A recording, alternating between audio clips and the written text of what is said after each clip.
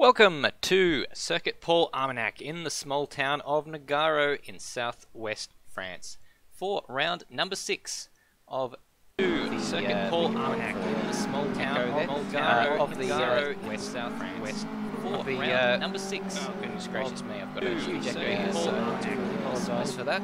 Alright, now that we've got that one sorted out, Nagaro in southwest France holding round 6 of the Apex Rear Wing Caterhams season number 7. It's my great pleasure to welcome my co-commentator, Ben Rhodes.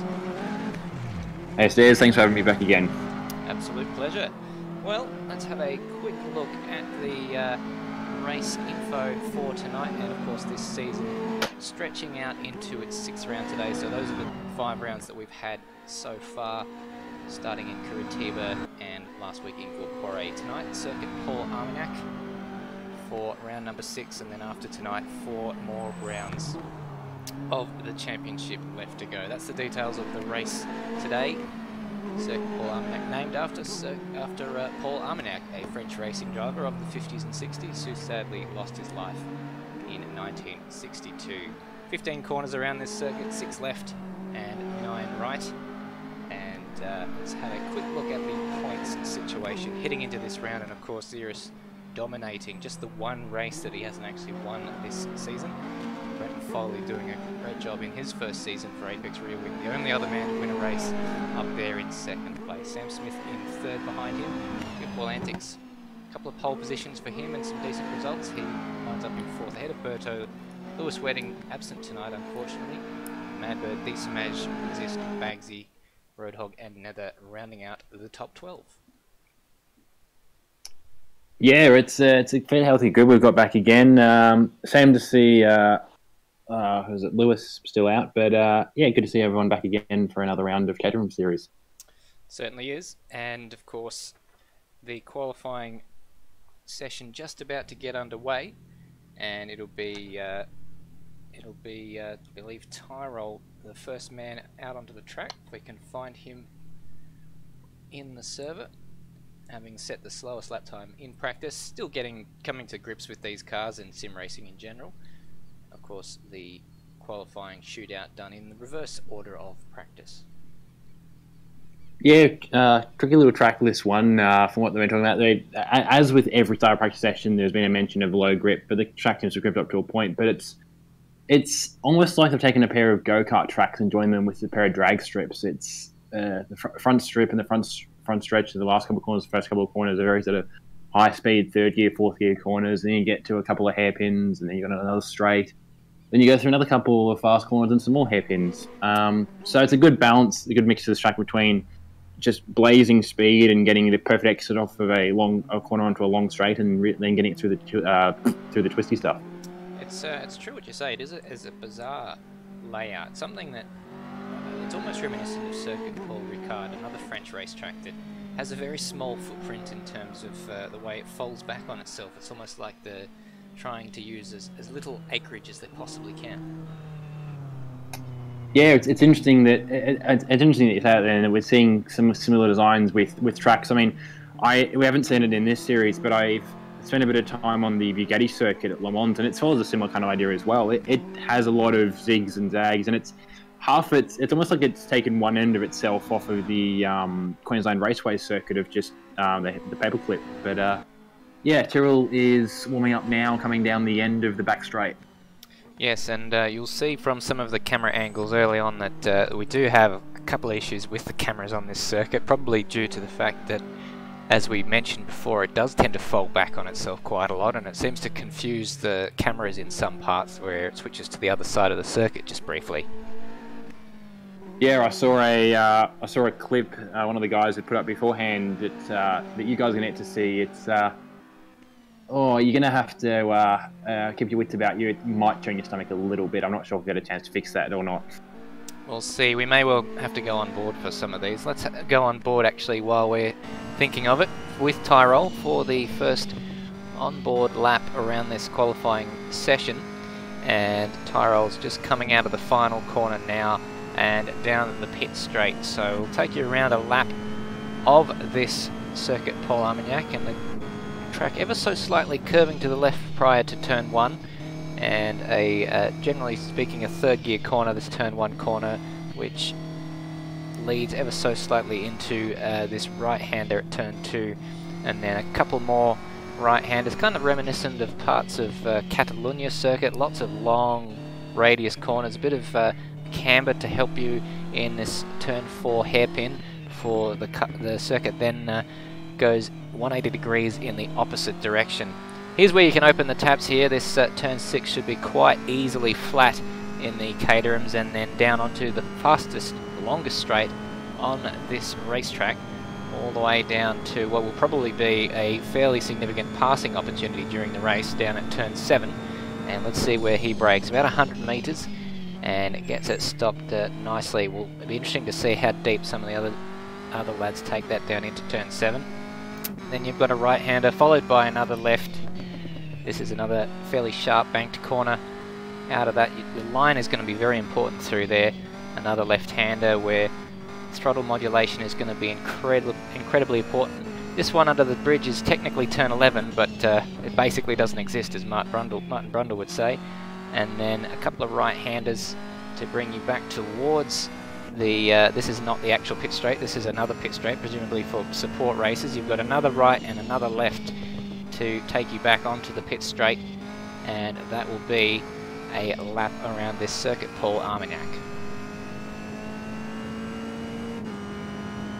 Yeah, he comes across the line now, and that's a 1:44.587. I can't actually remember where that puts him relative on practice, but I was just going to say that that second start-finish straight, I believe, belongs to the short circuit. You can actually clip the southeastern end off of this track as a separate track onto itself, so that serves as that mini circuit's pit lane. We'll jump on board with Bags. He was a little bit... I wonder if he was hampered in turn 1 by Tyrol being on the racetrack still. He was a little bit tardy exiting out to go back to the pits, and I wonder just if Bagsy was held up by that. It hasn't affected his time in relation to Tyrol though. He's up by nearly 1 second in the first sector. Yeah, no, it's a tricky track, this one, probably because it's one of the few tracks that we get where you're like every track normally after you start finish, after the start finish line, you've normally got a pretty sharp corner. This one waits a full 3 or 4 corners before it really slows it down and creates the action that you see first lap racing. So that's wide. That's very wide. He's going to be spinning and into the wall for Bagsy. That's an unfortunate way for his lap to come undone. Just got a bit wide on the grass and broke traction straight under the wall on the inside. What a disaster for Bagsy. Yeah, good presence of mind to resist behind him. He was warming up his tyres to also get on the brakes, not to become part of that, because that would have stopped his qualifying before it started. But yeah, Bagsy on the horn there. But I mean, if he keeps around and keeps finishing this lap, this track, especially with that last corner, people are going to be diving like they do with Turn 8 at Adelaide. So, yeah, he might still... This is going to hurt him, but he might find that he might still benefit from completing it over others that might not. Frustrating. Oh, and a brake marker board getting flown up in the air there by what was presumably Bagsy crushing out in frustration after completing that lap. And Resist, who is on his lap now, see what sort of pace that he can put in. He was one of the early leaders during the practice session, but hasn't really managed to keep up with the others as the pace went on. But maybe he was just doing high fuel runs and not really too worried about his overall pace. Possibly, yeah. With this track being, I mean, as I was saying, or sort of the circuit archetypes for the country, these guys, I mean, with the game being made by Brazilian developers, a lot of the tracks we have raced on have been Brazilian, and so you do get used to that style of track. To come to something like this where you've got a bit more straight to play with, and also a bit more in the way of corners and a good mix of it. You've got to experiment with different fuel loads to what you might have, and again, it's different race lengths as well. And this is a relatively long track to do a 14-lap race on, so you have to get used to high fuel loads, or you're going to be running out of it at the end. Well, he was by far the fastest man through the first sector, and again the middle sector is looking good for Resist. He's 2.7 seconds up on the provisional pole time set by Tyrol, using all of the racetrack and then some, but not to the extent of Bagsy. There's some nice little curbs that you can, I should say, that you can lean the car up against, and looks like it's going to be paying him dividends as he comes towards the end of his lap. Yeah, he's crossed the line now. It's a 3.3 second gap back to Tyrol at 1:41.258. But yeah, I was putting on ball for a 3-minute lap. I was seeing his second sector time, a 3-second improvement over Tyrol, and he's popped that over that again. So up to Roadhog now. Most certainly is. The multicoloured car of the, I've written it down this week, the Quamar Vipshot Balveg Racing Team. But of course we can just call them QVBV for short if we like. And a lot of curb there on the inside of turn number 3 for Roadhog. Yeah, Roadhog, as per usual, was pushing in practice. He was getting some good times in, avoiding some of the incidents that others were getting caught up in. And yeah, just quietly working on his pace, and yeah, with Bagsy out and with his track potentially in front of a few other people, he might see himself a little further up than he's used to. But yeah, unfortunately, not as quick as he'd like to be. He's just behind the pole time of Resist there on that first sector. Yeah, he was struggling a bit for rear traction coming out of turn number 5. And quite an important corner that, because the next corner is completely flat and it leads onto the longest straight on the racetrack. Yeah, that's one of those corners. It's like the, I forget what the section was, but down the back of Virginia International Raceway, those pair of right-handers, that if you get the second, especially the second one of those wrong, it just cruels your run, and same here, but what helps is the run is a fast corner, so in a way it's harder to get wrong. I mean, aside from that, we've seen Bagsy off, and we might see others down the track. This is seems to be a pretty easy track to learn. It's wide enough, and with medium-speed corners that don't require flat-out commitment, but aren't very meticulous on car control. Tell you what, this is going to be mighty. Sorry to cut across you. It's going to be mighty close coming down to the end there. Roadhog jumps up to the top by 0.4 of a second. He had the fastest middle sector of the qualifying session, and also the fastest final sector of the qualifying session. Yeah, so it seems the high-speed corners are suiting him better. It's really only turn 1 where you've got to jump on the brakes the most. Well, Disamaj, his teammate, is following him out, and like an inspiration, I would expect he'll be taking Roadhog's example. Yeah, Disamaj and Madbird, surprisingly, again, were out in the end of practice, sort of doing master and apprentice, following each other around for lines. Disamaj ended up a little further down than Madbird in practice, as we can see. But yeah, he's looking too good. Only just off Roadhog's time there. That is close. Yeah. That is close. But of course, Roadhog's first sector was not his best. He improved as the lap went on. So let's see whether Disamaj can match his teammate in provisional pole through the final 2 sectors of this lap. Yeah, that was a very tidy line through turn 1, 2, 3, 4, turn 6 or 7, wherever that one is down the end. Yeah, very tidy line through there. A little bit of rear end twitch through there, and looks pretty under control. Not any curb use actually, which is what upset Bagsy. But yeah, coming around just through the second sector there, he's up by it's negligible, but it's enough. It is enough, but that means that he has set the fastest middle sector of the qualifying session, because Roadhog did exactly the same, and he was down on Roadhog through the first sector, but faster after 2 sectors. So it comes down to this very last sector. Can he match the pace that Roadhog managed? Oh, no, he can't, but not by much. Absolutely neck and neck, those two. That is remarkable. Yeah, 0.018, the difference at the end there. It's, yeah, you couldn't really, that's sort of cigarette paper closeness there. Yeah, that was a great run by Disamaj, and now we're on to Nether. At World Racing Team, Nether, he'll probably be the first to admit he hasn't had the greatest season. He's probably focusing more with the concurrent Porsche Cup Series in AMS Oz, where he finished second last Thursday. He closed out second in that championship, which is something that I'm sure he'd be delighted with. And look at this time here, 2 tenths of a second up through the first sector, so he'll be mighty pleased with that. He may well have had a bit more time to focus on this series as the Porsches have wound down, but this is his pick. Everyone got to choose a circuit going into this season, and Paul Armagnac was the circuit that he chose, and so far, so good. Yeah, Nether, exactly, with having wrapped up the Porsche series, and I believe got second overall in the AMS Oz series, which was a great drive by him to get there. Yeah, he's now got the free time to focus on the Caterhams, and we'll actually see the second sector, but I'm going to cross my fingers and say that it's paid off for him. I'm hoping another green. There is another green. There we go. He's up nearly half a tenth on Roadhog there.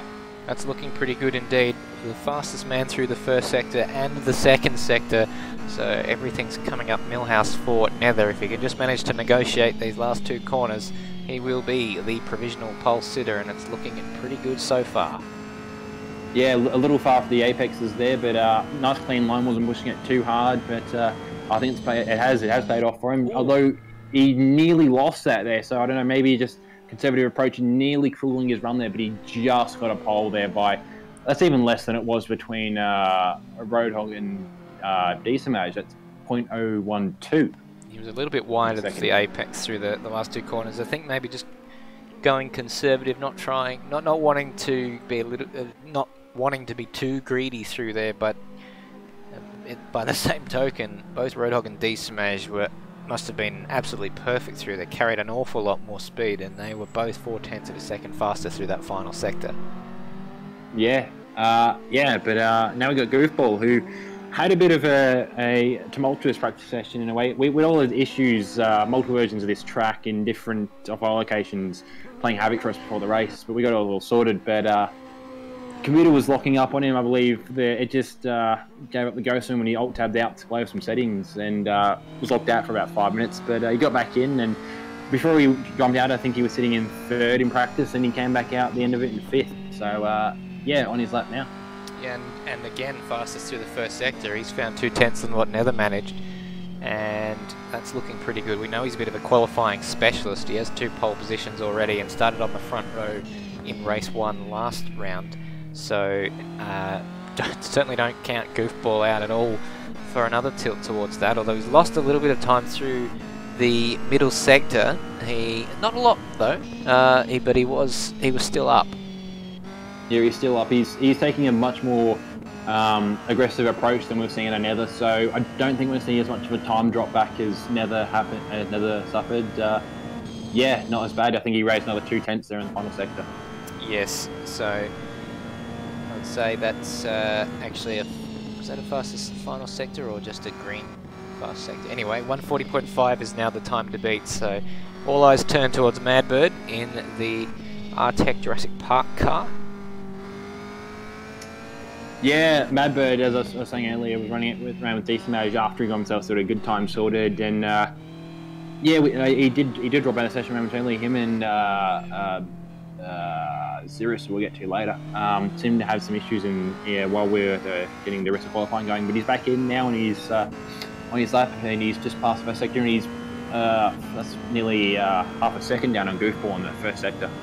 That is a fair bit, and that's going to drop him a fair way down the order. If unless he finds a bit of time in the final sectors, he's going to be behind Decimage, which is something of a personal battle, especially since they've been playing Master and Apprentice for quite some time, as you mentioned, during some of these practice sessions and showing each other the ropes. So Madbird will certainly be eager to beat Decimage. Yeah, exactly. He's about to come through the second sector now. We'll see if he's managed to pick up any time there, but half a second's a big gap to get back. Oh, he's claimed a little back there. He's taken 2/10 off. Oh, huge lose though. He's lost the rear. He couldn't get back on the throttle. That's going to cost him dearly.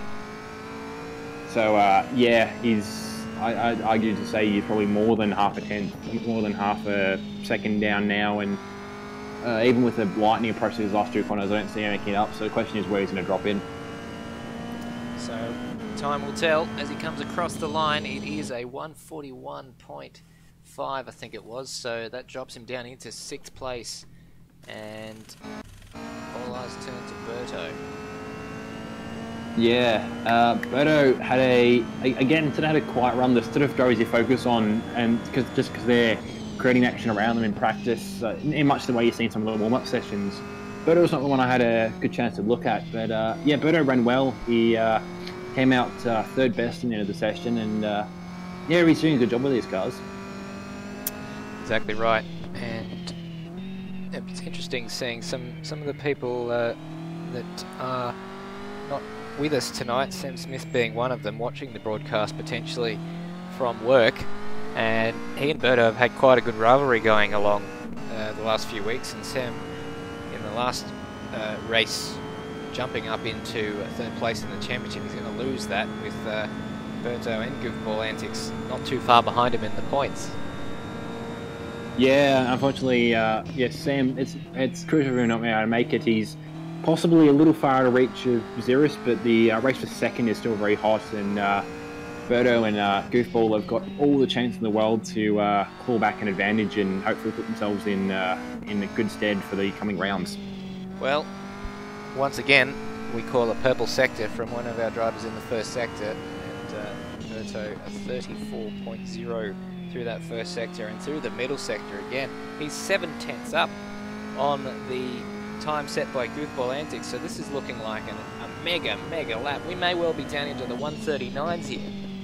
Yeah, I saw him have a bit of a wobble through on the corners there, but that must have been a speed wobble. That was just pushing right on the edge of the tyres, and it's paying off for him because he could be up to a second up here.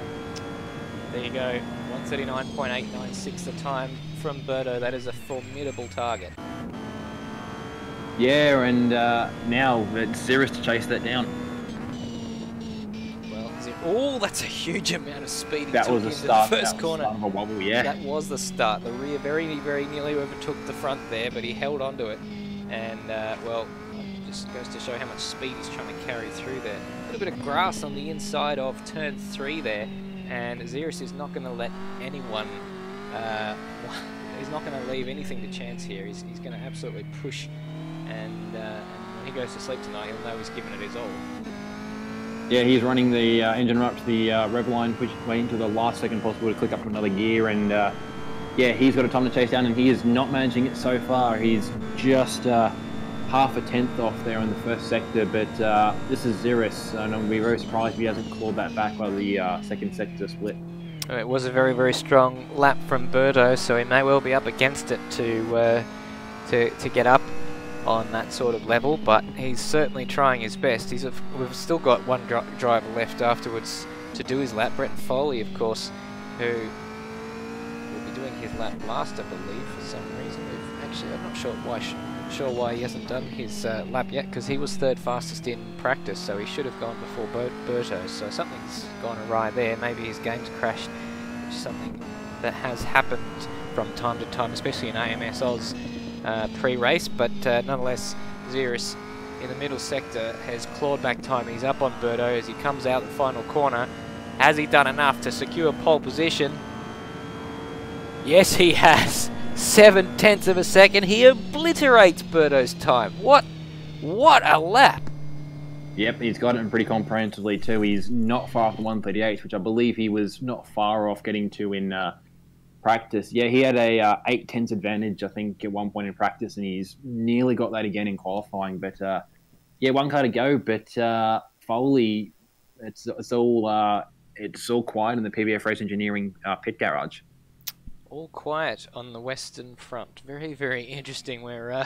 We were expecting Bretton Foley out after Madbird and prior to Berto, but he did not emerge from the pit lane. So I wonder if he's been waylaid by real life commitments or something, because it doesn't appear as though he's doing a lap in this qualifying session, and may well have to start from the back of the grid behind Bagsy.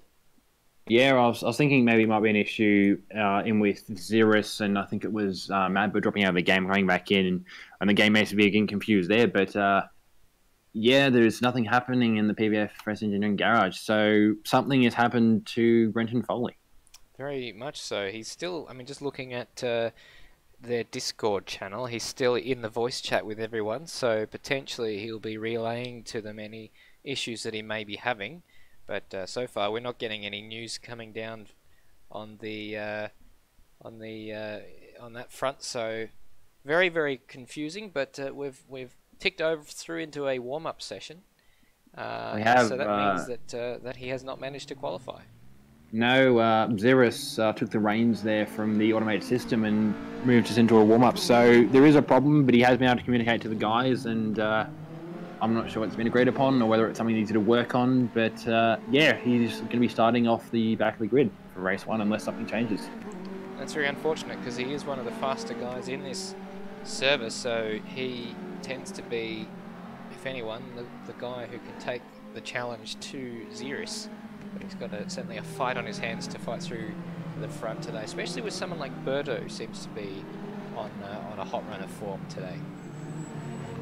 Yeah, it's. I think what's going to be the big thing with this circuit. I mean, it's really going to come down. Passing opportunities are going to be great down the length of the two straight, especially the back straight. But with Xeris being that close to everyone else, and some of the guys being quite slow in the first sector, anyone who nailed that first sector and by a significant difference over the guy placed ahead of them, or pretty close to, they're going to probably get a jump lap 1, and then it's just a case of seeing who can block the hardest. Most certainly is.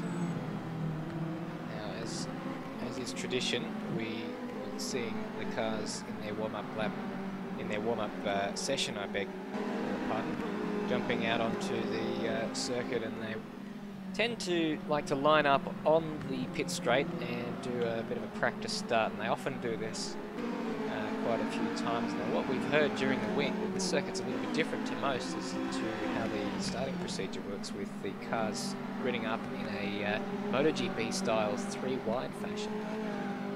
Yeah, I did mention earlier the track having plenty of room, and it's a weird thing. I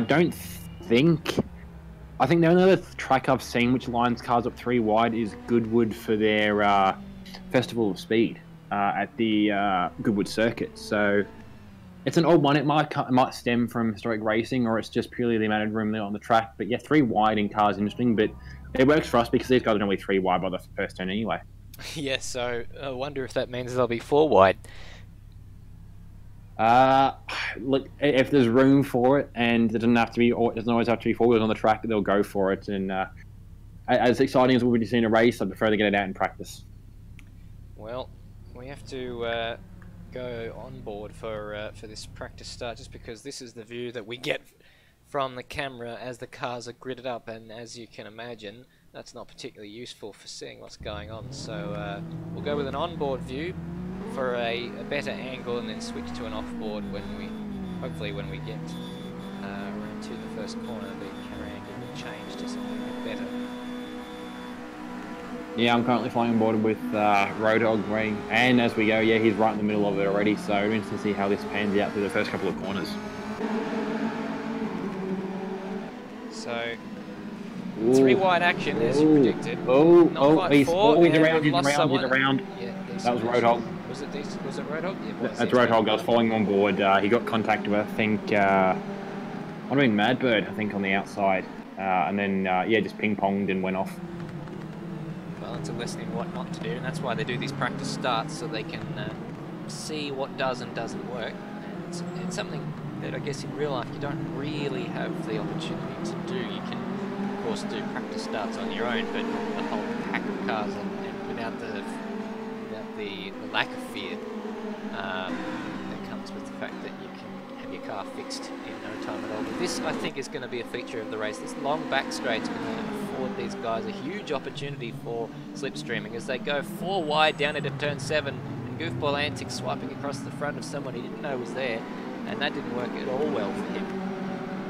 No, yeah, this back straight's going to be, like I mentioned before, I think with turn 8 at Adelaide, it's going to be similar to, that's goofball around there. It's going to be similar to the turn 1 at SMP and turn 2 in a way. Anytime you've got a long straight preceding a sharp corner with a nice deep braking zone, you're going to see people slipstreaming the entire way down it and then jumping on the brakes, as opposed to anything like Gurupori last week where you had sweeping turns where it was just brake, but not quite. You're going to see, it's going to be a lot of limit braking here, and it's going to be, it's pretty much a case of who dares wins. Absolutely. And of course, it may well have some of those elements that we saw last week, where the car that goes down the inside of one corner it will potentially lose the position on the next corner when it switches back from a left-hand corner to a right-hand corner, or vice versa. Yeah, I just in the back of shot there, Goofball flew off into the pits, so he's in for something. Nether also not taking, possibly not also taking to the practice starts, and don't know where to Brenton Foley. So that is a bit of a concern, because you certainly don't want to be one man down, especially the man currently sat second in the championship. Yeah, as I said earlier, it's a tight fight there for second, third, fourth, and fifth, and as Sam Smith has probably done the math and he said already, it's going to hurt Brenton Foley to not be in even one of these races tonight. So hopefully he gets it fixed. Yeah, the action has slowed down a little bit. It's not quite as hectic as it was the first time around. We are drawing back to just going too wide. That said, I think I'm about to nearly see a 3 wide into the long straight.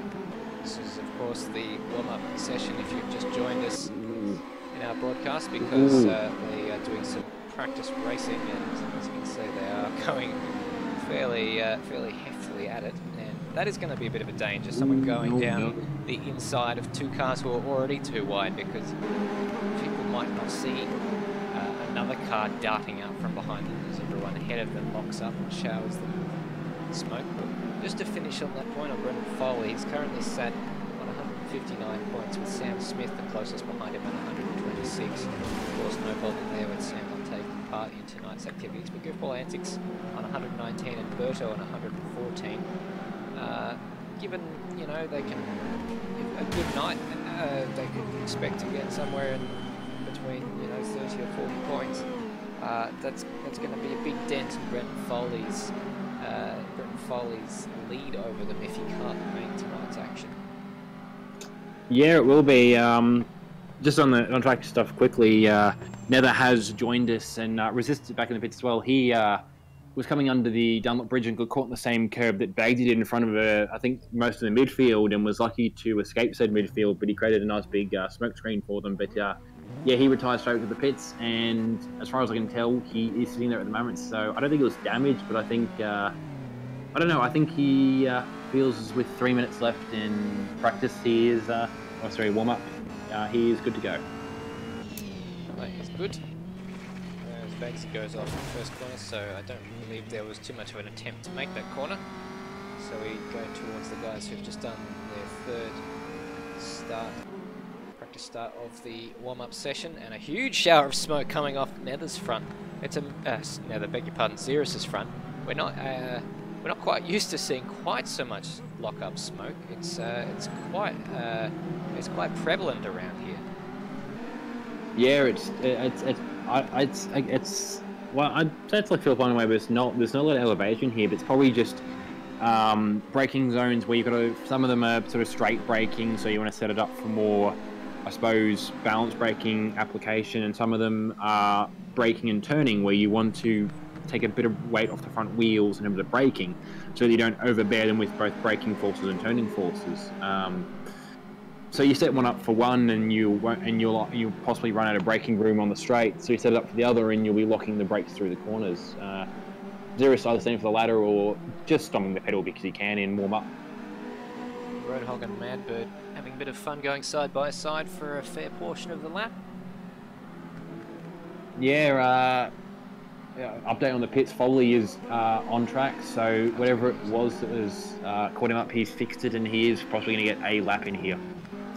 Yeah, he has had technical issues in the last few months that have been sporadic, and anyone who's done troubleshooting for technical issues that are sporadic and unpredictable knows that that is an absolute a headache, for lack of a more serious term, to try and work your way around, because you might think that you fixed it, but then it rears its ugly head when least expected.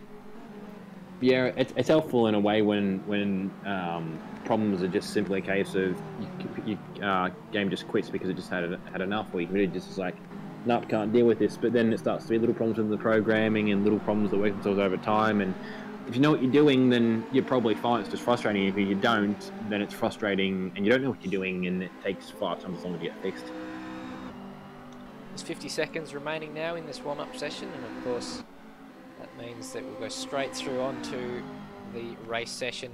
Grid-up process will take about a minute, and then they'll go through on their warm-up lap.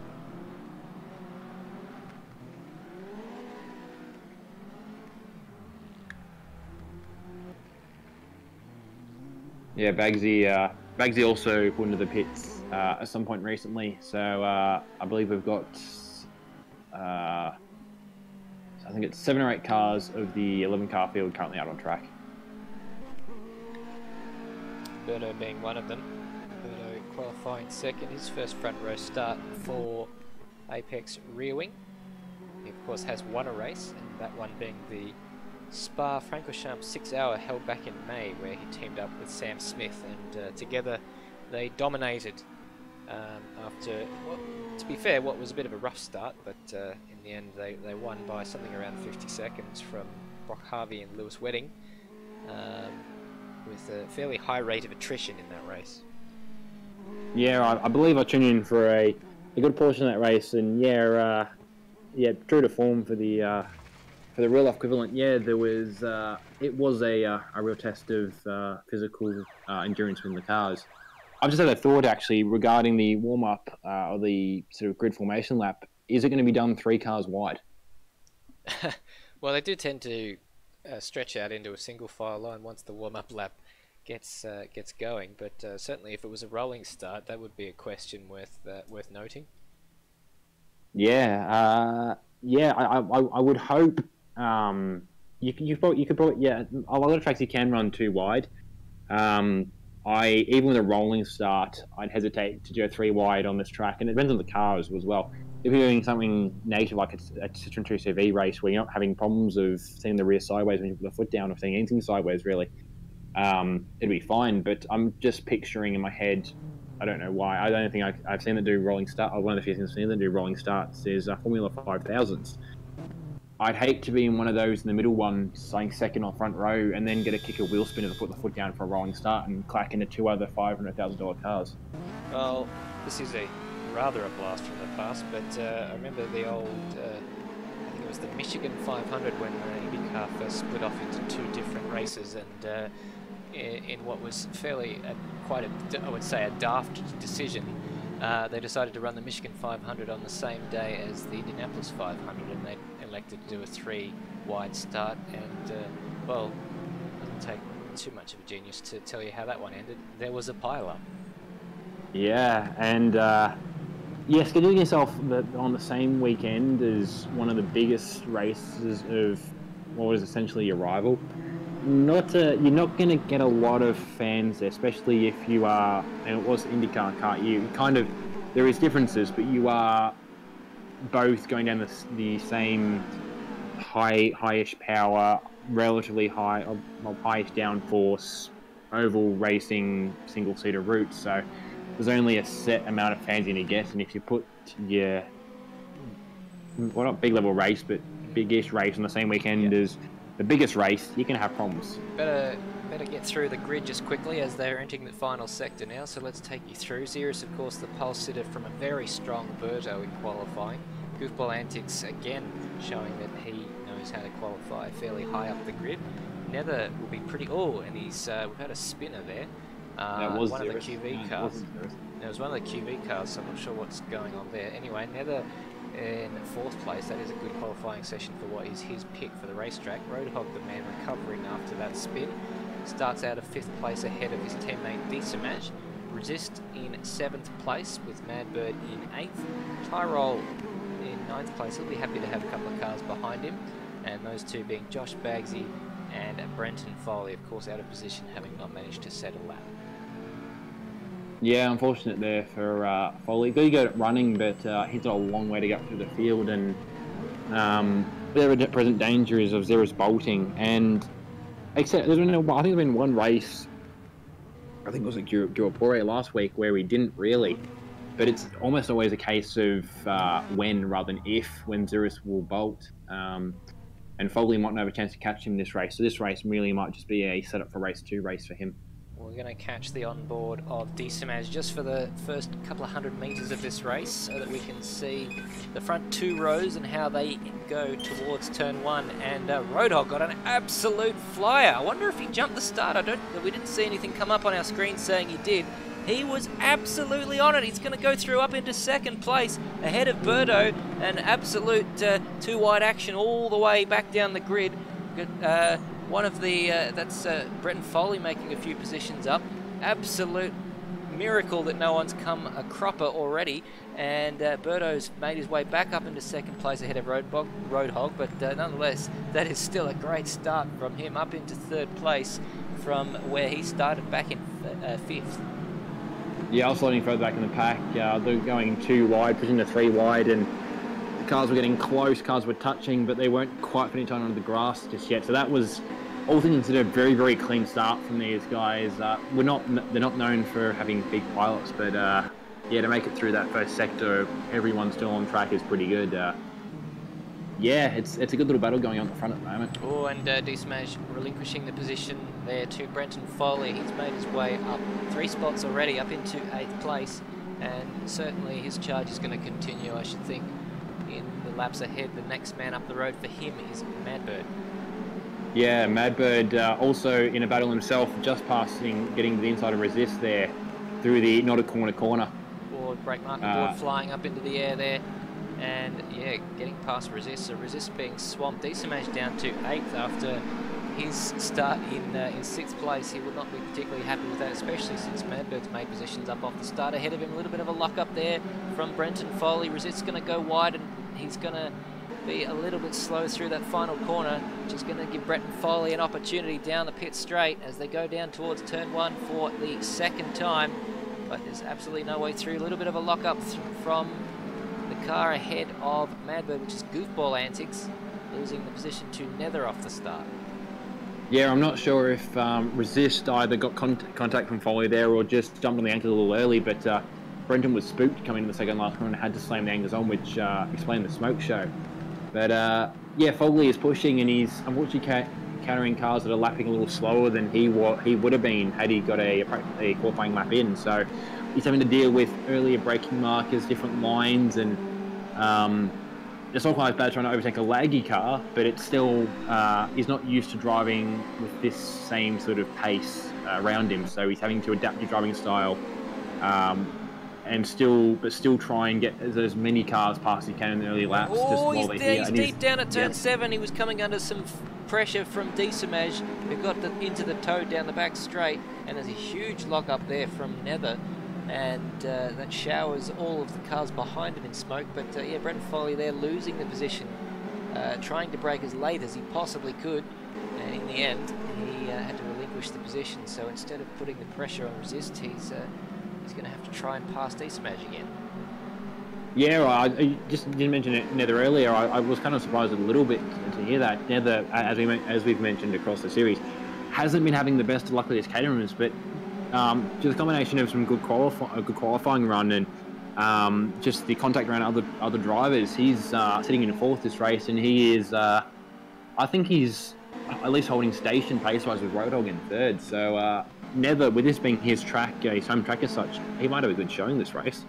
Xeris leading out front, about a 1 second advantage over Berto. Roadhog in 3rd place is about 5 seconds behind the leading 2, with Nether holding off Goofball Antics now. Here we go, Brenton Foley down the inside. A little bit of a block pass there, but nicely executed for Brenton Foley. And camera swings around, gives us a little bit of a deceptive view. It almost looked like Brenton Foley was losing the rear end, but no such luck if your name is Decimage. He's watching Foley trying to disappear into the distance with the Resist, the next man up the road. They'll be pretty happy with where he is at the moment, up ahead of Resist and Foley and Decimage. Yeah, they're all maintaining station pretty well. We've actually got a battle pack of, what is it, 1, 2, 3, 4, 5, 6, 7 cars here, all the way from 4th to 9th, and Decimage sweeps back round the outside there. It was a little bit of a mistake from Brenton Foley that allowed Decimage back into that battle. Yeah, the battling between Foley and Diesamage there. Diesamage just won't let him go. Diesamage has got the pace to be higher up. So does Foley, but Foley's got the pace to be higher up than him. But Diesamage isn't accepting the practice times as written fact, and he is trying to hold him off. It's a big slide there for Brenton Foley as Berto sets the fastest lap of the race. Back within a second of the leader Xeris now, so we'll keep an eye on that one with keen interest. This battling duo of Diesamage and Foley, we're watching them even though they're fighting over 8th and 9th, because they're still in contention for a good result here with the guys ahead. Even though they're costing each other time, the guys ahead aren't necessarily stretching away too far, because they're all in a queue that looks like Roadhog's become a bit of a cork in the bottle there, because the guys ahead are seemingly able to keep up with him. Yeah, Roadhog's bottling him up, but Nether is he was flagging spoke signals there into turn 4 yeah. Had a big lock up on the way in, and that backed the whole train up. Yeah, Diesamage and Foley down the inside now. Nether down the inside as well of Roadhog, and makes his way up into 3rd place, but Roadhog's going to have the inside for the next corner if he can get it stopped. A late move there from Goofball Antics. He looked like he was all crossed up, and they're almost 2 by 2 as they go through there. Madbird's keeping a watching brief on this, and everyone behind is eagerly hoping that someone's going to throw it away. But now Roadhog's had a bad exit. He's going to get swamped either side. He manages to position his car perfectly on the inside so that no one can get through, and now he's giving Nether a bit of a break at the front of that battle, as the thing is, if you don't get the job done behind, then you become immediately quite vulnerable to the car immediately behind you. Yeah, I'm not even driving, and I'm probably feeling more nervous than some of the guys are in this. They're used to this, but I'm not. This is some great racing. Goofball now making the pass on Roadhog into turn 1, just back him up a little bit though, and who was that? It was Madbird just popping into the mirrors there. Big moment there for Roadhog. If he can hang on to it, his car's been sideways for the predominant majority, but there he goes off the grass, and that is going to cost him dearly. He's going to give up all those positions that he's held behind him for such a long time, and now he's flustered. It's a very, very difficult prospect to try and recover the car in quick fashion when you're having a big moment like that, and that was the break that those guys needed. Nether has got a little bit of a break now, but Goofball Antics, we know he's quick. He's qualified in 3rd, so I wonder how quickly he will set about reeling in Nether. Meanwhile, Madbird probably a little bit too far behind Goofball Antics to benefit too much from the slipstream, but he's got quite a few cars behind him who are eager to reel him in, and Diesamage ahead of Brenton Foley at the moment. Yeah, that saga for him doesn't end. Foley's had him pretty well covered off, but that run down the straight, Diesamage just picked him off again and got him inside on the braking, and yeah, the fight continues to go on another day. A little bit of a wiggle there from Goofball Antics. He's struggling for reattraction through the final sector, and Madbird's all over the back of him. And just such is the nature of these corners, that when you have a big moment like that, it's very, very hard to capitalise on it, because it's very much one line in order to maintain your speed. But Resist has got an awfully good run down here into the pit straight. Goes side by side with Madbird. He's going to have the outside, but it'll be boxed out with Goofball Antics giving him absolutely nowhere to go in front. Probably wanted to carry the speed around the outside, but there was no opportunity to do so. There was almost contact there into turn 1 between Madbird and Resist. He pretty much tried to shut the door on him. Three wide ping-ponging action there. Resist was on the outside. Foley snuck it through somehow, and Diesamage was the meat in the sandwich, and all of that gives Madbird a few car lengths, so he'll rest easy on this lap, but I can't imagine that's going to last too long.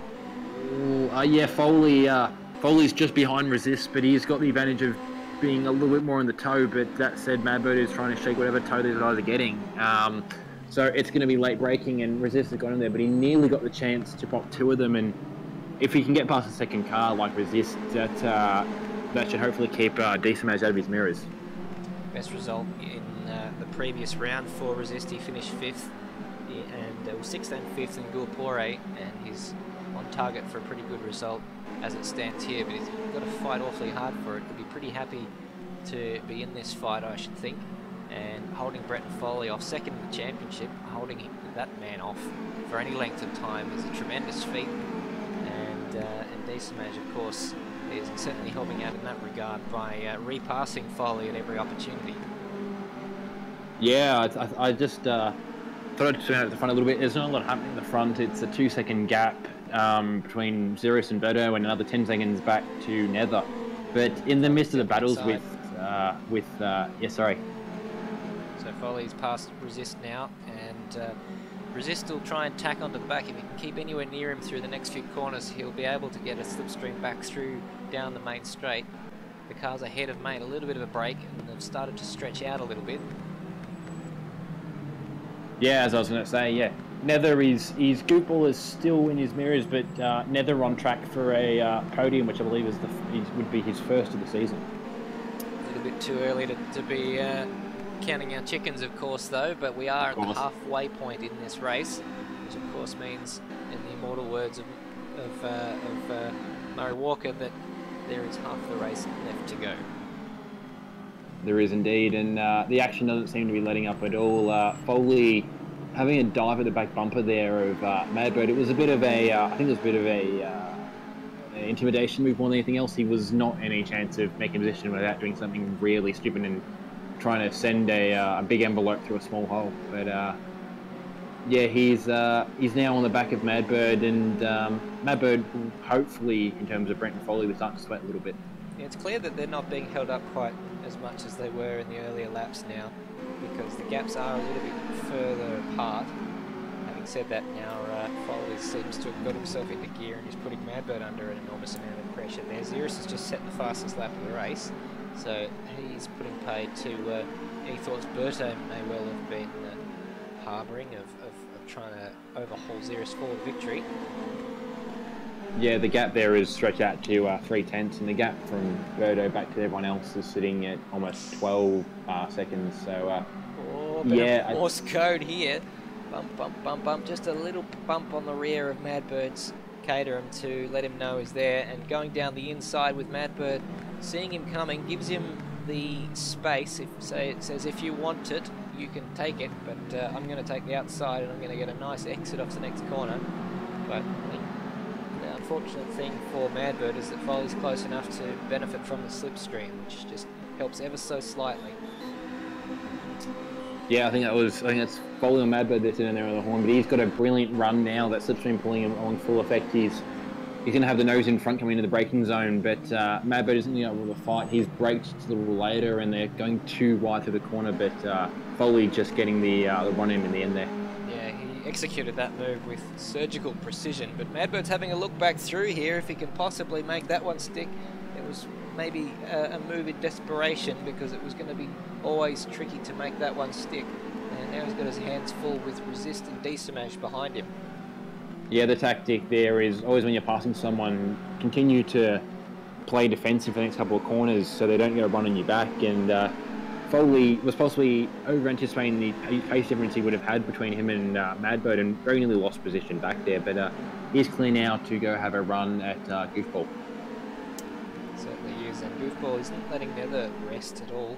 There's around about a second separating those two. Not quite as close as the battle you're looking at on your screen right now, but it's a great run for Nether, who prior to this his best result is 8th. So I don't want to speak too early for him, but considering that this is the track he chose, it's becoming quite clear why he chose this circuit, because he obviously likes it quite a lot. Yeah, it might be again just the nature of European circuits refers to the South American, and it just with the balance of stuff and it not being sort of a backyard wedged in the corner of a city kind of circuit like a lot of Brazilian tracks are. A lot of the French tracks, I suppose a lot of the European tracks are outside city centres, so they have the room to make them as big and small as they want to be, and just have access to better materials to build the tracks with, and I suppose a high standard to build too. And something in that, or whether it's just he spent a lot of time here previously, it's paying off for Nether to have picked this track. And the familiar smoke show being thrown up by those cars ahead of the battle over 5th, 6th and 7th. Lock-ups, as we mentioned earlier in the broadcast, seeming to be fairly easy to come by as Nether comes under increasing pressure here from Goofball Antics. I was just watching that. Yes, I'm not sure what happened there. Is whether the Goofballs had a dive somewhere or had a dive to make up time or something, but his lead over Goofball has been cut right down now, and Foley's closing in on them at a fairly rapid rate of knots as well. He's taken out nearly a second of Goofball Antics on the previous lap, and you can see him in the back of shot there as Goofball Antics gets a face full of tyre smoke, visually closing that gap. Yeah, he's down to, I think, about 7/10 off of Goofball and a second off of Nether. And I think in this position, it's hard to pick what Nether's going to want Foley to do, because Foley's got the speed, I think, to get them both. I think they both have the speed to take Nether, with no disrespect, of course, to Nether, but Goofball Antics and Foley, of course, you know, during the qualifying session, we certainly saw, well, Foley was in the high end during the practice session of the leaderboard, and of course Goofball Antics up in 3rd. But of course, this is Nether's track. I think you'd be happy with 5th. Bit of a hit there. Goofball Antics will certainly not want to take any advantage of that. In fact, he's been disadvantaged by losing the position to Foley, so that's not gone at all well for Goofball. Yeah, Nether got to breathe there, but only for a moment, because Goofball's been replaced with Foley, and Foley, as we've seen him attacking everyone else, he's got a little more drive than Goofball, and he's possibly getting around the outside here. He must have got an enormous exit there at the previous corner, because oh no! I held my breath for Nether there for the slightest second. I thought he was going to wipe across the side of him. What an enormously brave manoeuvre there. Foley somehow managing to hang on to that. I don't know, with brave or sphincter clenching or whatever it is, it means that Goofball Antics is back through, and that's a reprieve for Nether, who is starting to count down the laps now.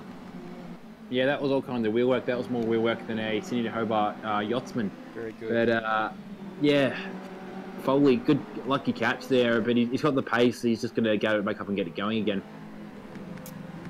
Certainly does. We saw just how he very, very nearly pulled off a remarkable overtake around the outside of turn 12 and 13 on Nether, but just a little bit too eager on the throttle and lost the rear end.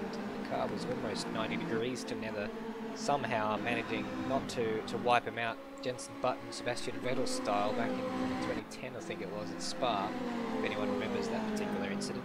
But now they're going side by side down in there. Nether will shower them both in smoke, so Foley gets through on the inside of turn 7, and he'll set about trying to do what he did on the previous lap, minus the near lose. Yeah, that was a brilliant pass there by Foley. He came in a long way back. It set up a cut back to the 2 turns ago and got the speed on in a Goofball, and then parked it perfectly on the apex so he couldn't get past. Did it again a couple of corners later, and I think he's now got a bit of clear air to work on Nether.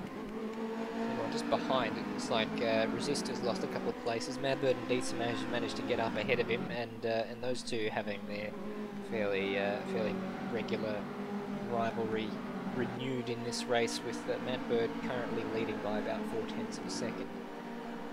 Yeah, it's funny in a way. We haven't seen them qualify too different from each other, but wherever they qualify, they always seem to end up in this position towards the end point of the race. So I don't know whether their cars are magnetically attracted to each other or something, but yeah, they provide some good battling, and in lieu of what's happening to the rear of Nether's car at the moment, this will be some good action for the next couple of laps as well.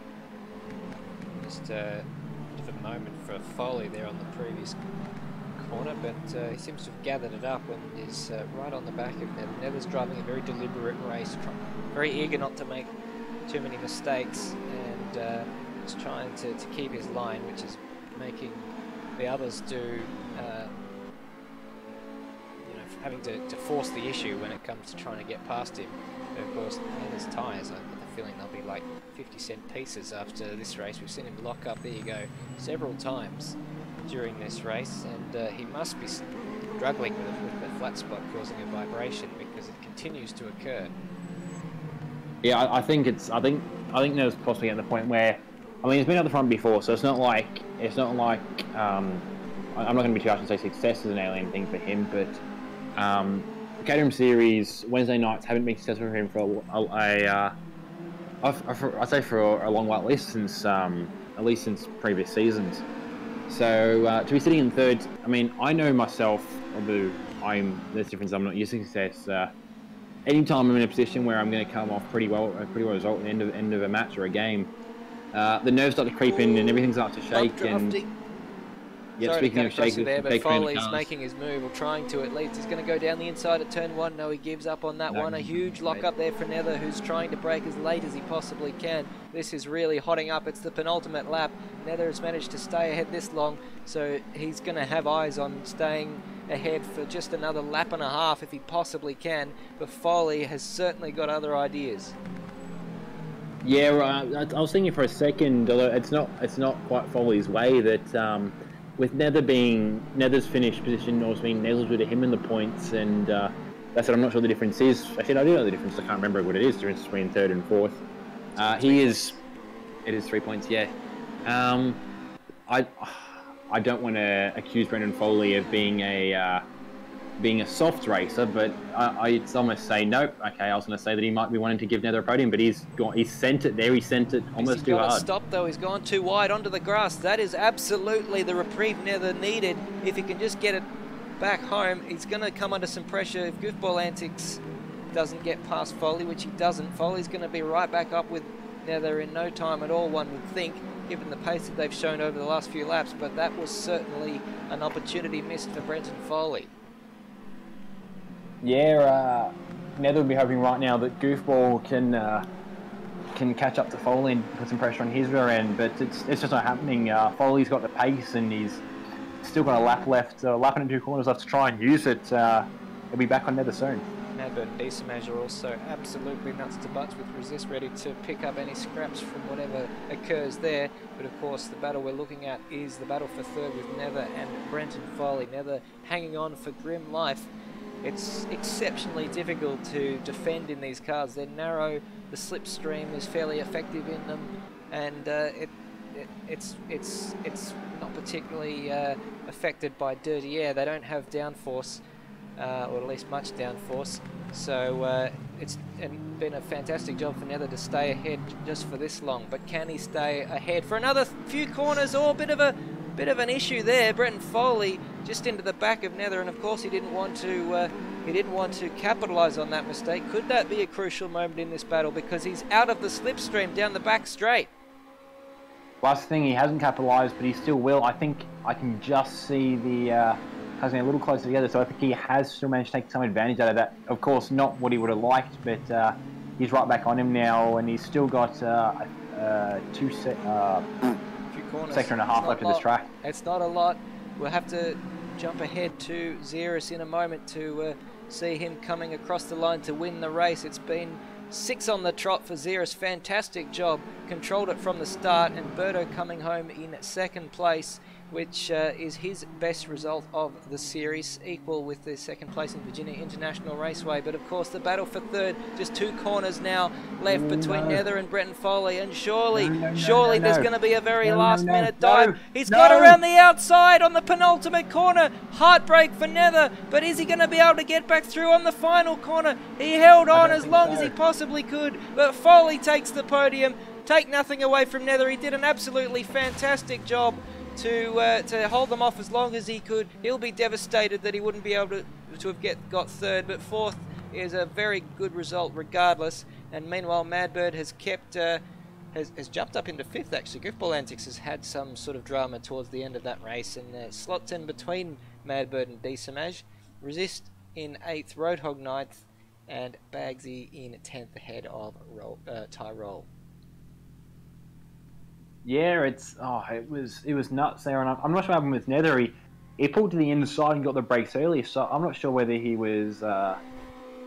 It wouldn't be fuel issues. I'm not sure whether, I don't know, tyre issues or something with the amount of flat spotting or.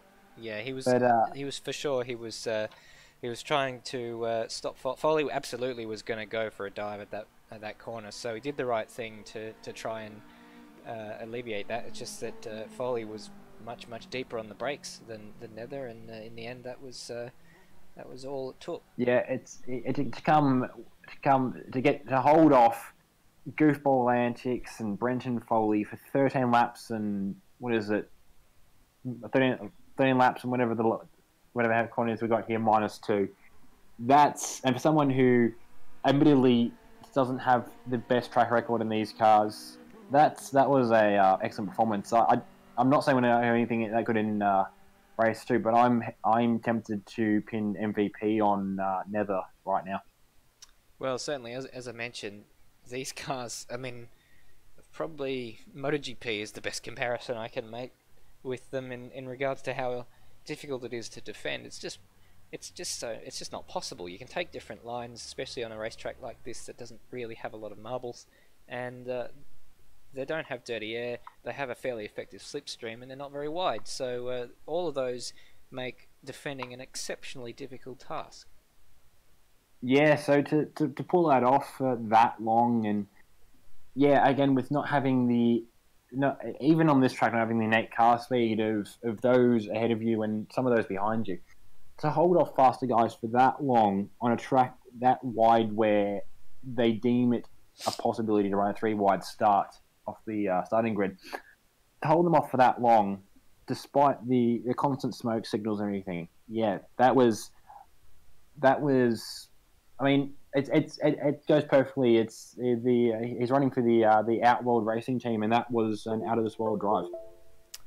Certainly. Well, we now have a brief hiatus while the guys get ready for the second race, and of course that will be an important race for the points with especially Brenton Foley's consolidation of his second place in the championship, and third place as opposed to fourth place being his starting position for this race, because he of course overtook Nether on that final corner of the race. That may well make a difference, and of course take nothing away from him because he started from the back of the grid and managed to get up onto the podium there. So what he can do in the second race, whether or not he has the pace to live with Berto and Xeris ahead of him, time will tell. Yeah, exactly. Yeah, to come back from the back, and I did say right at the start this was possibly half going to be a setup race for him to get himself set up for race 2, and he's done that. He starts off on the I believe it's actually the inside. No, it is the inside actually. I don't know if I say it correctly. It's the inside of the first row. So if he gets a good start and or can hang it around the outside on cold tyres against 2 or 3 other cars, at least for the first couple of laps, Foley could potentially be running around ahead of the field. Well, we know that a decent launch can be very effective on this grid, so tightly packed as it is, because we saw, seems like quite a while ago now, but Roadhog out of 5th place jump up into 2nd by the first corner. That was an absolutely mega start from him in that race. Yeah, so yes, it's just great improvements across the field. Foley with the biggest jump. A couple of the guys managed to take advantage of some iffy starting positions. Bagsy, unfortunately, one of the ones who just seemed to admire in the field. Unfortunately, qualifying didn't pan out for him being the only guy to find a bit too much curb in the session. And from memory, he's been a little higher up in the field previous races. So I don't know, this track. I mean, it might just be the case of where almost every track just hasn't gelled with Nether, and this one does, and this is a track that isn't gelling with some of the other drivers that normally we see a bit further up the field.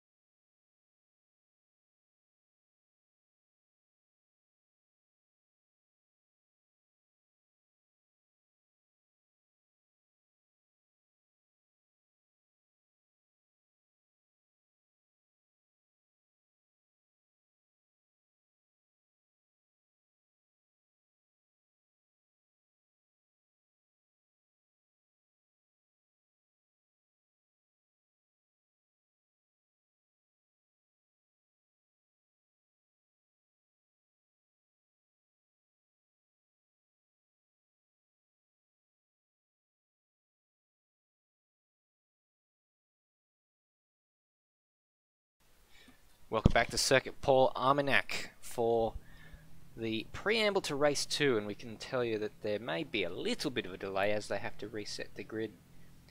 A lot of the country going through a fair heat wave, and that of course meaning that some of the computers are struggling in the heat. I can tell you from personal experience that Madbird and Xeris, who both live together, will of course be struggling with their room, which is serviced by one air conditioner that probably frankly isn't quite up to the task in what is very, very hot conditions. But it looks like we are going to get a start fairly shortly indeed. I can tell you also that Bagsy's been using the opportunity of a break to send me pictures of crosswind landings of aeroplanes at Bristol Airport, so thank you for that. Always appreciate some excellent piloting skill on display. Yeah, I was. You were reminded talking just from the aircon at their place, and I was reminded of Jeremy Clarkson's comment about the air conditioner in I believe it was the Lamborghini Gallardo, might have been one of the special editions, and I believe the comment was it was like an asthmatic blowing on you through a straw. I think you might get more of an effect just by punching the window out and getting a bit of air from driving quickly. But of course I jest. That would be a ridiculous idea. Also, windows aren't a problem on these things. There is no windscreen. Now Xeris is of course, race winner from race 1, and he will start in pole position accordingly for race 2 from Birdo. So it's the exact same first two, not the same front row as race 1, because we of course have 3 cars occupying each row, and Brenton Foley fought his way from the back of the grid to finish 3rd, just taking that at the death from Nether in heartbreaking fashion. But Nether, I think, will be heartened by what was his best result of the season, and knowing that he is certainly in the fight tonight. Madbird in 5th place, took that at the death from Goofball Antics. Don't really know yet what happened to Goofball in that particular incident, but he was ahead of them and was fighting over that podium position towards the back end of the first race. But he will start out of 6th place, and Decimage will start behind him in 7th from Resist. Roadhog will start in 9th. He'll be eager to replicate his heroics off the start that he did in race 1, and showing off a little bit for the cameras. Josh Bagsy will start out of 10th place, ahead of Tyrol in 11th. Yeah, I got to say, one back to the grid. We have had a couple of issues in previous races with people not making the second race, and as you mentioned before, the heat wave might be starting to affect some computers and some setups across the country. I think over the guys we know competing across the country, I think Queensland is the only one that's not affected by any extreme heat, but yeah, we've got a fairly healthy contingent in South Australia and in Victoria, and yeah, they'll be feeling the pinch tonight.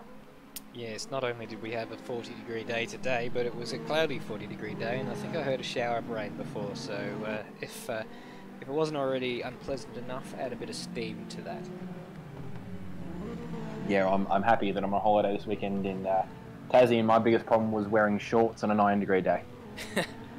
Oh, that also sounds unpleasant in its own particular way. But anyway, that is by the by. We're getting the grid starting to form up now. We're going to go on board with Goofball Antics for the first few 100 meters of this race, just because we get a nice good view of the first 2 rows of the grid.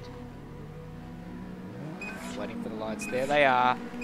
4 lights to get us away for the second race here in Paul Armagnac. Another cloud of smoke descends across Goofball Antics. A little bit of a tardy getaway. It looks pretty even up ahead of him as Goofball Antics gets absolutely swamped back in the midfield. 4 wide action. And in the end, it's interesting. The first 3 drivers are exactly as they started. Madbird with a great start takes Nether up into 4th place, and behind him Decimage leads Resist. Josh Bagsy making up positions in 8th. Goofball Antics losing 3 positions. Roadhog 10th and Tyrol 11th. Sorry, I was going nuts there.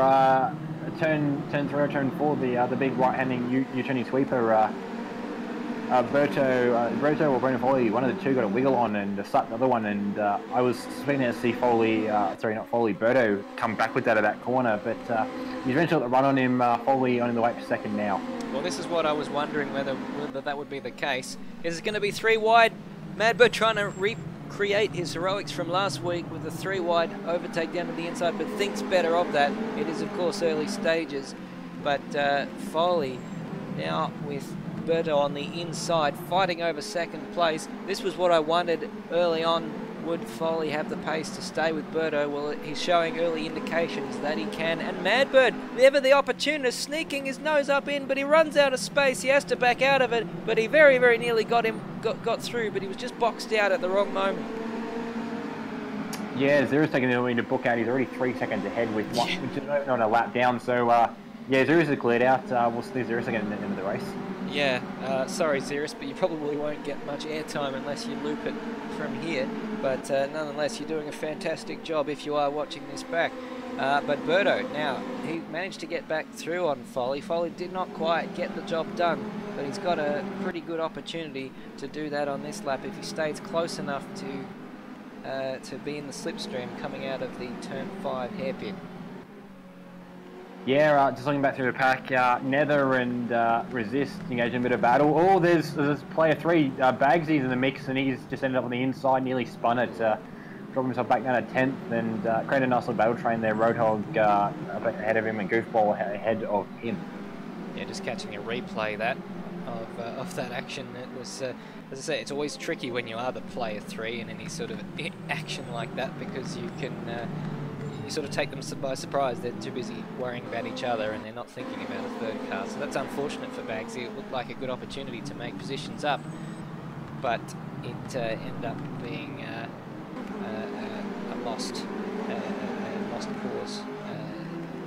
In the end, he's back in 10th where he started this race.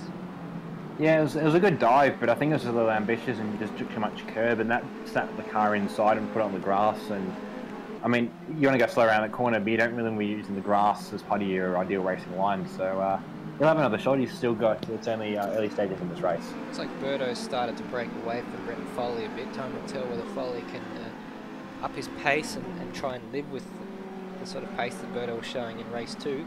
Madbird's got a bit of a break from, you know it, his old mate Bisamash behind him. And now they're back to 6th place, losing 2 positions off that start.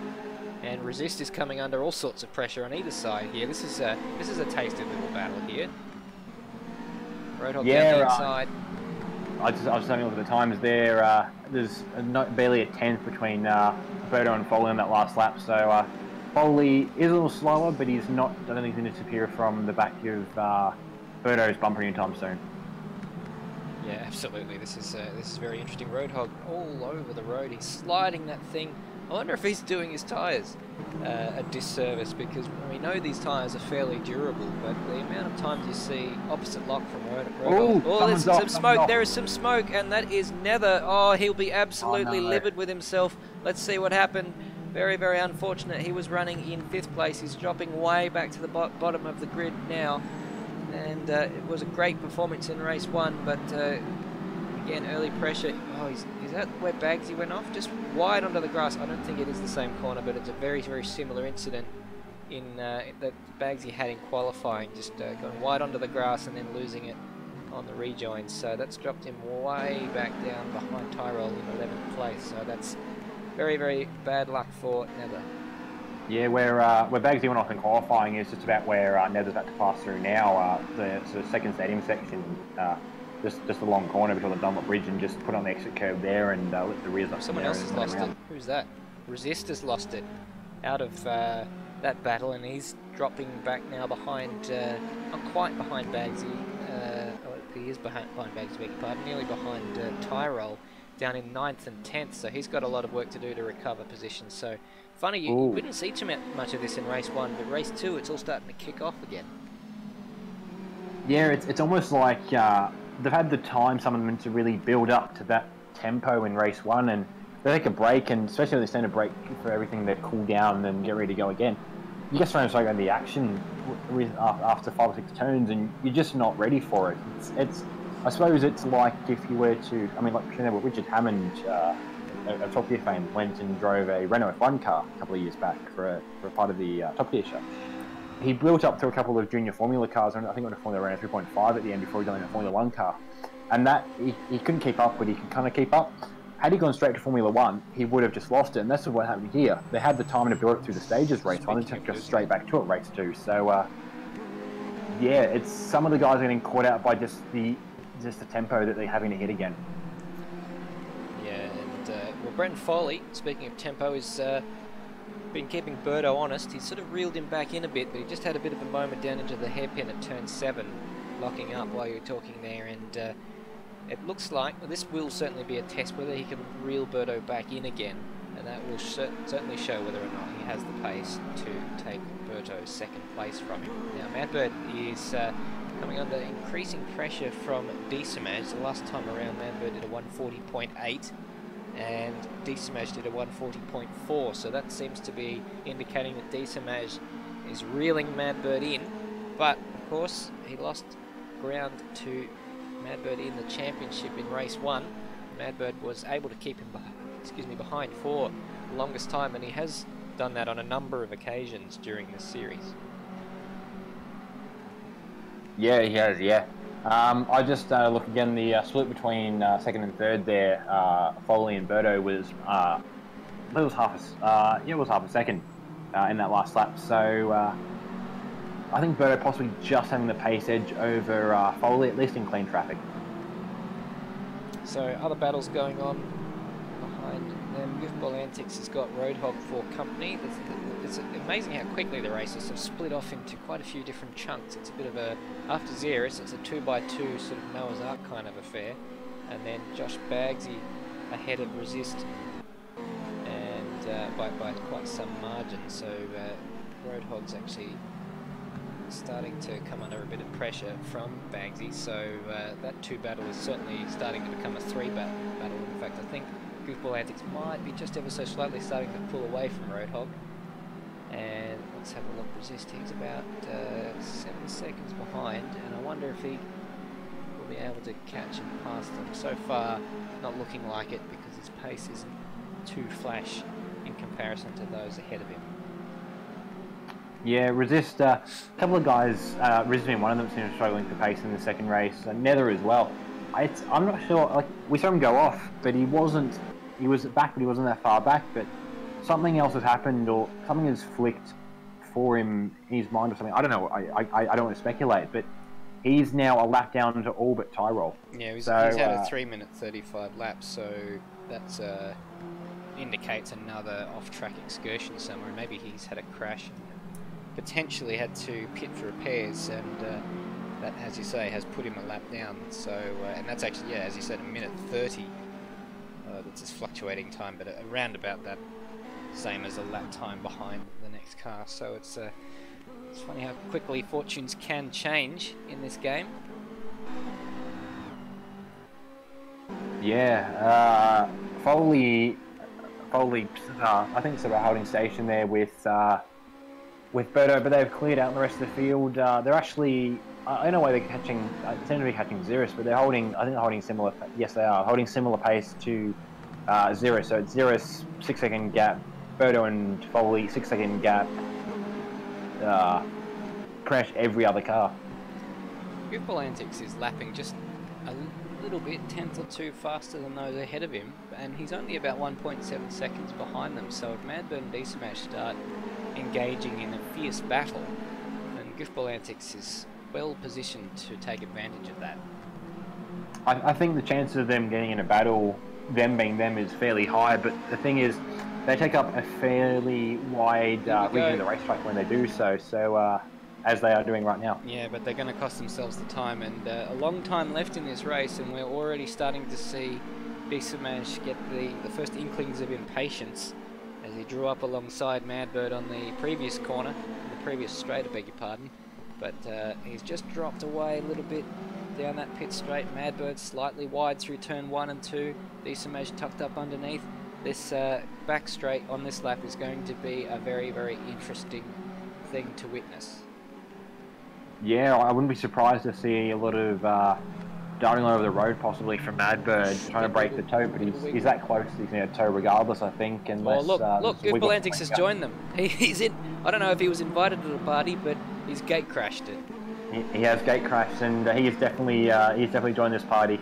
He might actually get the biggest advantage down this back straight. He'll be sitting in his play seat saying, "Hello, bitches." And look at that, D-Smash already going defensive. 3 wide onto the grass there. You don't certainly want to see that. And Madbird has positioned his car very, very well indeed. So Goofball Antics is going to be boxed out. Nowhere to go. Madbird's really, really hoping that Goofball Antics can disrupt D-Smash, but not him, but not Madbird. So, so far, that seems to be what is happening, actually, as they go 2 by 2. Oh, this is very, very, very good stuff.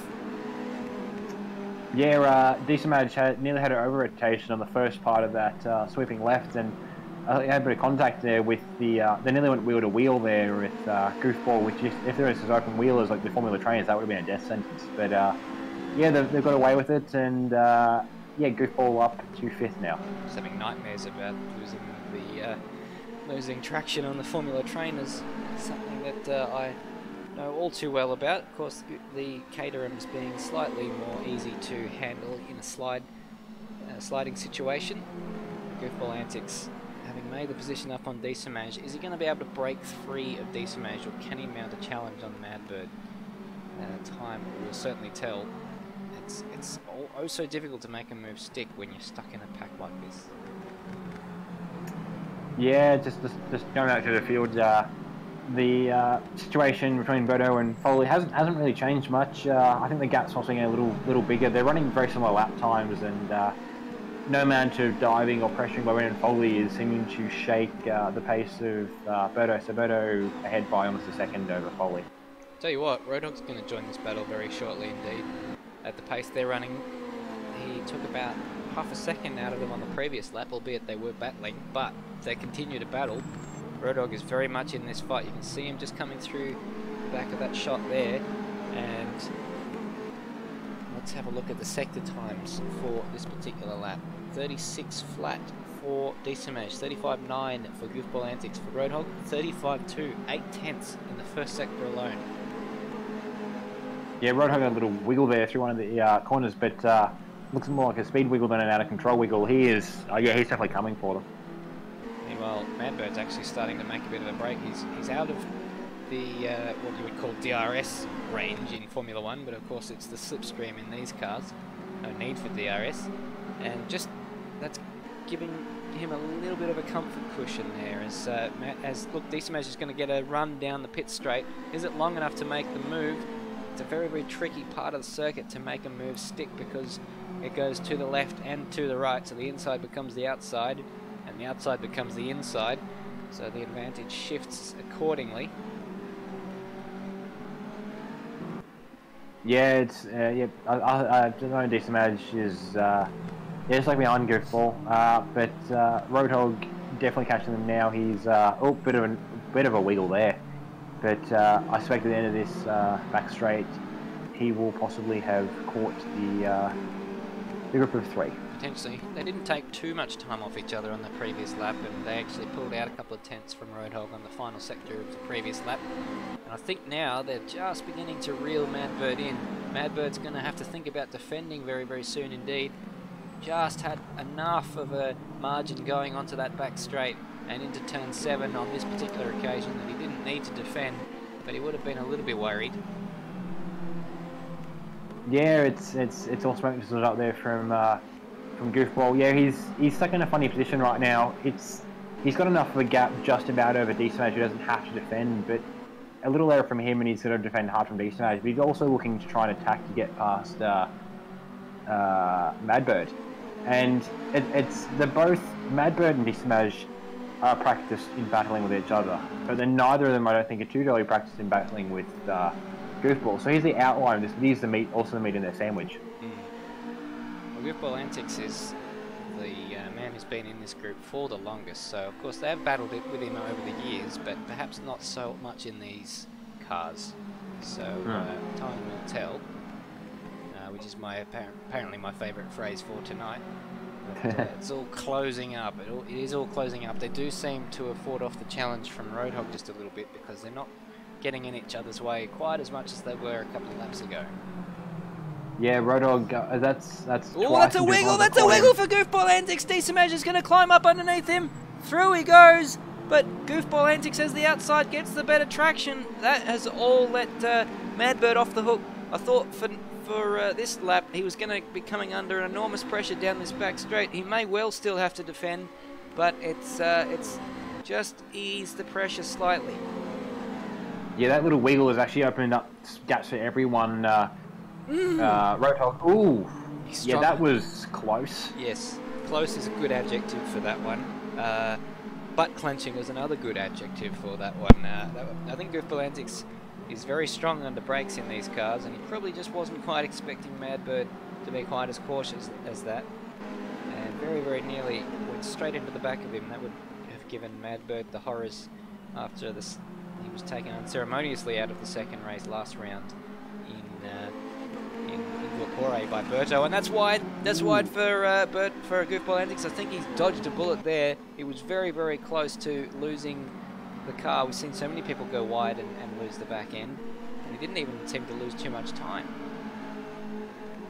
Yeah, these things are very light cars, and they've got enough. They've got just enough tyre for the power, but it's still very peaky, easy to accelerate power. So you give them a little light sand to deal with, and they'll flick a wheel up and send all the power through that, and all of a sudden you'll find your car backwards across the road like Daisy did. Oh, that's Goofball now down the inside. They're bumping front quarter panels. Got through. Decimage is going to have a look too, but Madbird closes the door.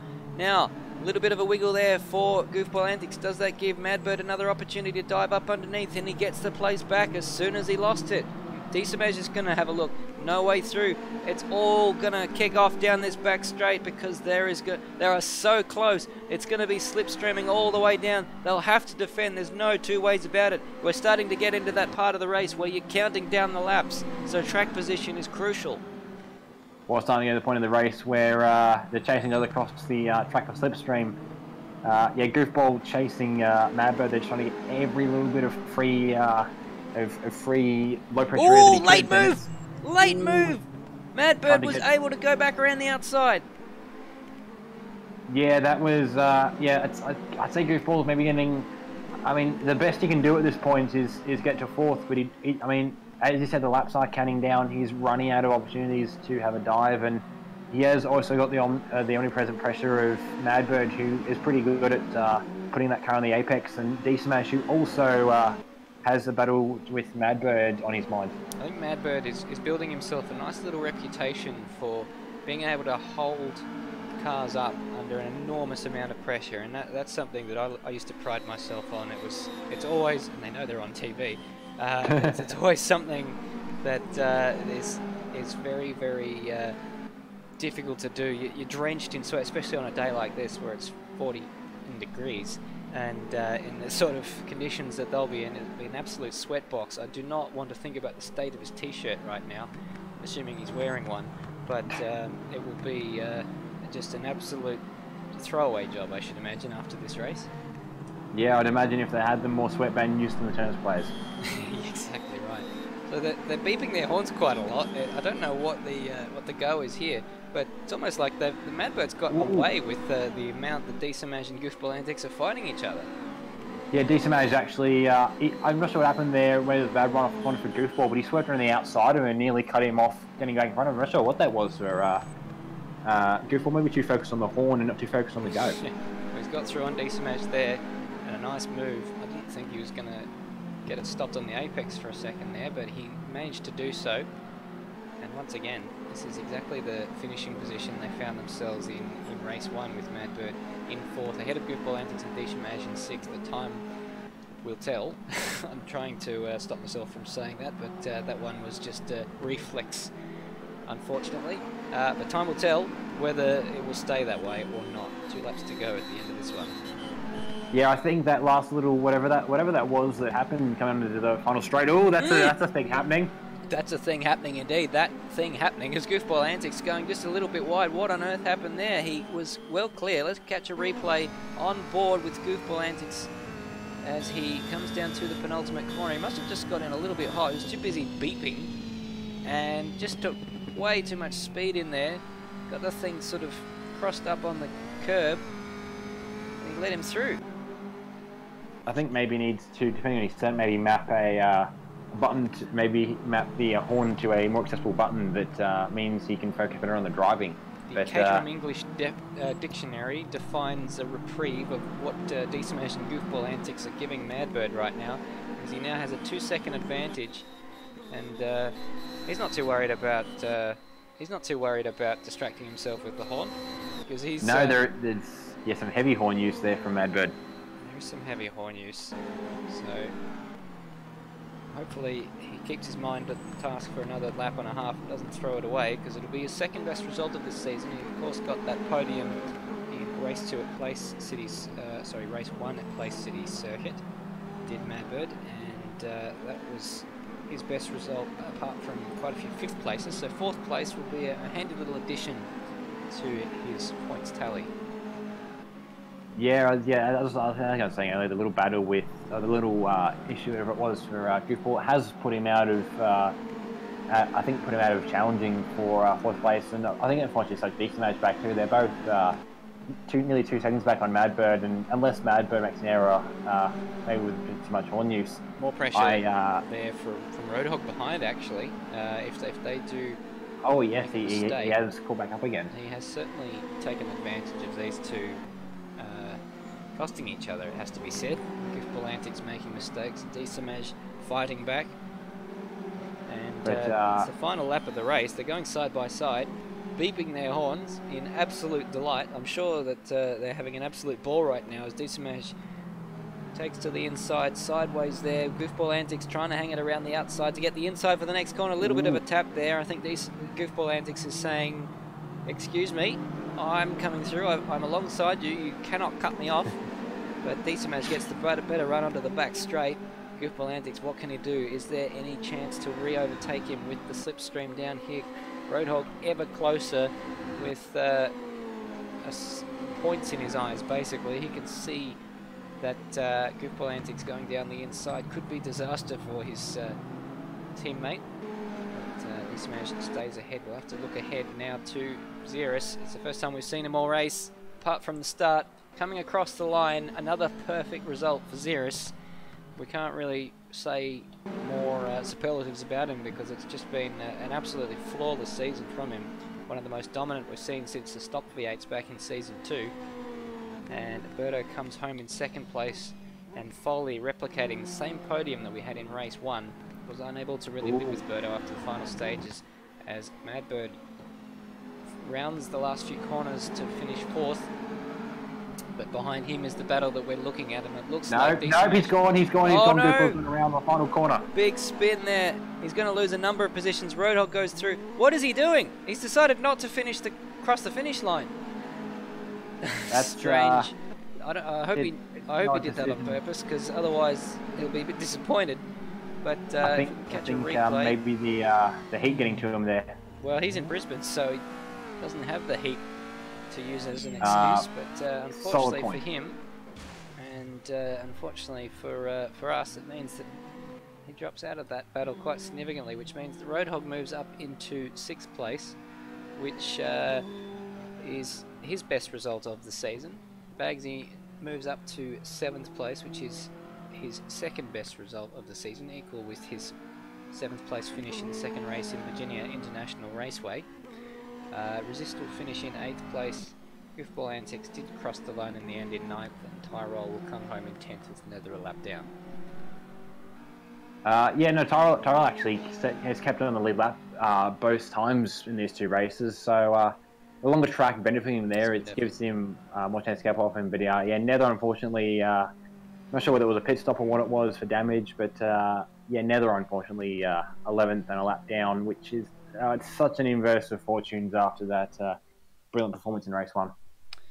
It certainly is, as we say farewell to Circuit Paul Armagnac. That's all the racing that we have. I'm just quickly working out the points so we'll be able to give everyone an update. But I believe, Rhodey, you've got Brenton Foley with us in for an interview. I do. Brenton, great. First of all, what happened in qualifying? I wasn't feeling well. I have really had to step out. Yeah, so I elected to start from the back. Well, I wouldn't say the election paid off in a way, but brilliant first drive there to bring it up 7 spots and then just get nether in those last couple of corners with a brilliant dive around the outside. It was that race. It was a really fun battle. I think it was James at the start that I was battling with for a while. Then I managed to kind of break free from him and catch the next pack, and kind of just carefully made my way through. I felt bad. I almost took nether out at I don't know which corner it was, one of the back corners. I got full sideways, but luckily managed to save it. But it was just, it was a fun race. Yeah, I think I remember that was near the small circuit start finish straight into grid, but that was very close there. But and then race 2, you just couldn't quite catch Bodo. I had a really good battle at the start. Towards the end, I was just really hot where I am. I just kind of couldn't focus as much, and I made a few small errors, being in the wrong gear at certain spots and gassing it up a bit too early and things like that. But him and Xeris drove really well. They're in a league of their own tonight. Absolutely. Thanks for joining us, Bodo. Sorry, Brenton. Bugger. Moving on to Berto.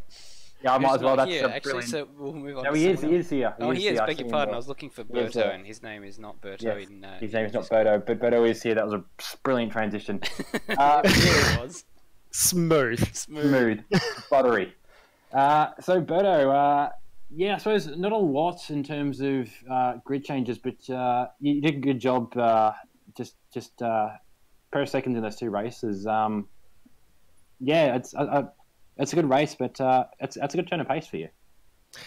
Yeah, did a lot of practice for this one, and just trying to get the balance in the car that it was doing what I wanted to do off the turns, but they're not running out of tyres, which seemed to be an issue at this track.